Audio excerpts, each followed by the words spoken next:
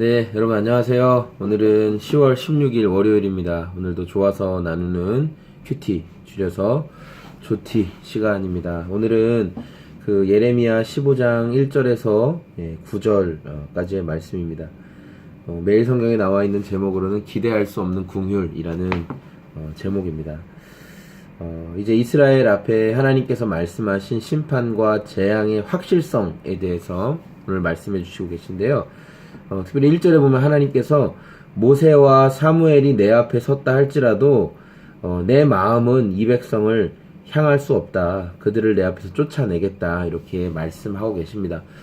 모세와 사무엘이라는 이름을 하나님께서 직접적으로 명하신 이유는 무엇일까요? 이 두 사람은 어떤 인물입니까? 모세와 사무엘은 하나님 앞에서 아주 대단한 중보 기도자들이죠. 이들의 그 탁월한 중보 기도로 인해서 이스라엘은 몇 번이나 그 멸망당할 위기에서 구원을 받았습니다. 애굽에서 노예 생활을 하다가 광야에서 헤매던 이스라엘이 하나님 대적하고 우상 숭배함으로 완전히 멸절당할 뻔했지만 이 모세의 몇 차례에 걸친 중보 기도, 하나님 이 백성을 다 멸하시면 여러 이방 나라들이 하나님께서 능력이 없어서 이스라엘을 멸하셨다고 말씀할 겁니다. 하나님, 우리를 멸하지 마십시오. 이렇게 끊임없이 하나님께 기도함으로 하나님께서 이스라엘을 향한 그 심판을 유보하시고 또 그들을 구해주시고 도와주신 일들이 너무 많죠. 사무엘 어떻습니까? 내가 너희를 위하여 기도를 쉬는 죄를 범하지 않겠다 했던 이 사무엘의 끊임없는 중보 기도로 인해서 이스라엘이 계속적으로 서 나갈 수 있었던 것이죠. 그런데 하나님께서 오늘 이렇게 탁월한 중보 기도자들이 나에게 온다 할지라도, 그들이 기도한다 할지라도 내가 이 심판을 유보하지 않겠다라고 말씀하시는 거죠. 이 말에는 이런 의미가 있습니다. 누군가 완악한 너희들을 위해 기도해 주는 것으로 인해서 내가 심판을 유보했었지만은 이제는 남이 너희를 위해 기도해 주는 게 아니라 너희 스스로가 돌이키지 않으면 안 된다라는 말씀인 거죠. 여러분, 누가 날 위해 엄청나게 기도해 주는 것 중요하고 감사한 일이지만 가장 중요한 건 내가 기도하는 겁니다. 가장 중요한 건 내가 하나님 의지하는 겁니다. 부모님들이 자녀들을 위해서 많이 간절히 기도합니다. 우리 자녀가 이렇게 되기를 저렇게 되기를. 여러분, 동반자를 위해서 이렇게 기도하죠. 하나님, 제 동반자가 뭐 이런 문제, 이런 유혹에 쉽게 넘어지는데 이기게 해달라고. 하나님, 우리 목장원 누가 이런 어려움이 있는데 도와달라고. 우리 많이 기도하죠. 그런데 중요한 것은 우리가 그들을 위해서 중보자가 되어서 중보기도 해주는 것, 중요하지만 가장 중요한 건 대상인 그 사람이 기도하는 게 가장 중요합니다. 예레미야 선지자가 이스라엘을 위해서 애타는 마음으로 기도하고 돌이키기를 촉구하지만 이스라엘이 돌이켜야 하는 것입니다.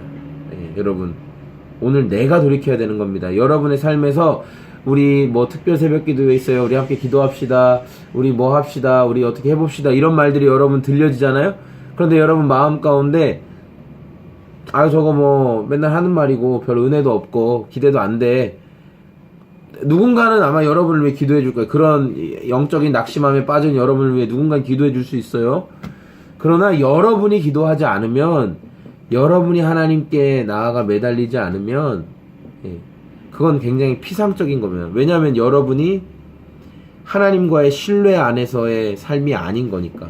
하나님께 여러분의 삶을 내어 던진 게 아닌 거니까. 왜냐하면 그분을 의지하지 않으니까 기도하지 않는 거죠.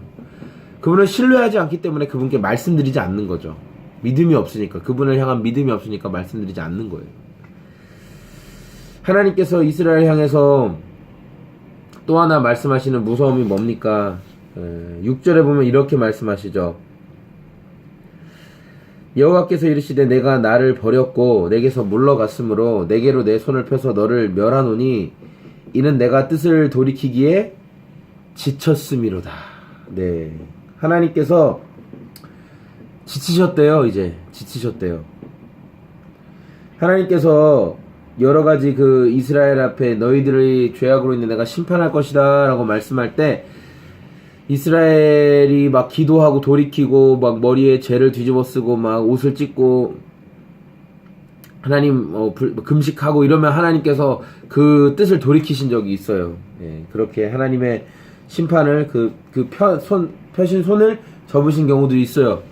그런데 이제 예레미야를 통해서 하시는 말씀이 뭐냐면 지치셨대요. 그렇게 안 하시겠다는 거예요. 반드시 심판하시겠다는 거예요. 반드시 이 일을 이루어 내시겠다고 말씀하는 겁니다. 예. 참 무서운 말씀이죠. 예. 자녀들이 다 끊어질 것이고, 그래서 하나님이 이런 심판을 그치지 않으시는 하나님께서 어떻게 일하시냐면은 이 3절 말씀에 보면은 네 가지로 벌하겠다. 죽이는 칼과 찢는 개와 삼켜 멸하는 공중의 새와 땅의 짐승으로 할 것이다. 그러니까 칼과 개와 공중과 땅 위에 있는 것들이 다 협공해서 완전히 다 없애 버린다는, 어디도 피할 곳이 없는 그런 모습을 보게 되는 거죠. 네, 오늘 하나님의 이 진노하심 앞에서 우리가 기대할 수 없는 그 긍휼의 모습들을 발견하게 됩니다. 하나님이 아예 긍휼이 없으신 분이 없으신 분이다라는 뜻이 아니라, 돌이키지 않는 자를 향한 하나님의 심판이 이렇게 강력하고 분명하다라는 영역을 나누고 싶은 것입니다. 여러분,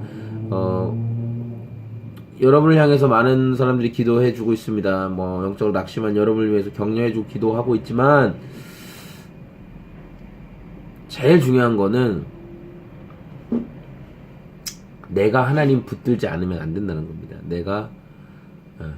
하나님이 나를 당연히 붙잡아 주시죠. 하나님이 나를 붙잡아 주시는데, 그게 아니라 내가 하나님께 향한 그 믿음의 신뢰를 가지고 하나님과 동행하는 것, 그 삶이 정말 유익한 삶이기 때문에 그 삶이 우리에게 약속하신 풍성한 삶인 겁니다. 주님을 의지함으로 담대하고 그분께 나의 문제와 어려움들을 말씀드릴 수 있는 것. 그래서 오늘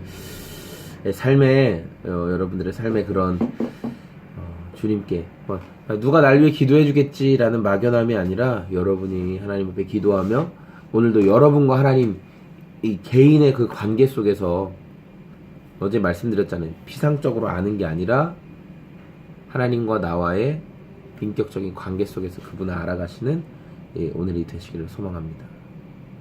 특세 첫째 날 감사하고, 내일 또 함께 또 새벽부터 만났으면 좋겠습니다. 안녕히 계세요.